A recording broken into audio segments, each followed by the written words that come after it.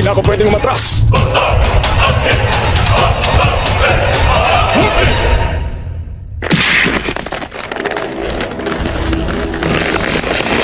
Talaga bang gusto mo nang mamatay?